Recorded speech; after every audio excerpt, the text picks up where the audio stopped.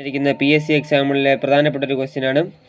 ചോദ്യത്തിലേക്ക് കടക്കാം. ഒരു ആറ്റത്തിൻ്റെ M ഷെല്ലിൽ 2 ഇലക്ട്രോണുകൾ ഉണ്ടെങ്കിൽ ആ ആറ്റത്തിൻ്റെ അറ്റോമിക് നമ്പർ എത്ര? ആറ്റം തിരിച്ചറിയുക.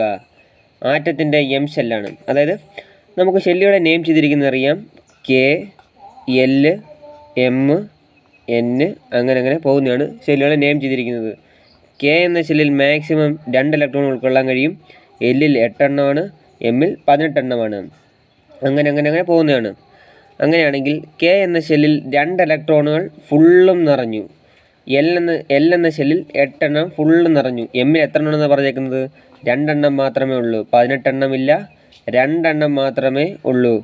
അങ്ങനെയാണെങ്കിൽ ഈ ഷെല്ലുകളിൽ ഉൾക്കൊള്ളിരിക്കുന്ന ഇലക്ട്രോണുകളുടെ എണ്ണം കൂട്ടി അപ്പോൾ നമുക്ക് കൂട്ടി എഴുതുമ്പോൾ ആൻസർ അറ്റോമിക് നമ്പർ കിട്ടും.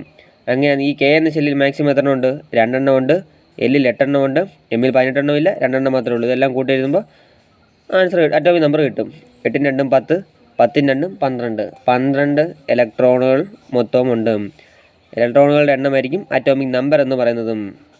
അങ്ങനെയാണെങ്കിൽ 12 ഇലക്ട്രോണുള്ള ആറ്റം ഏതാണ്?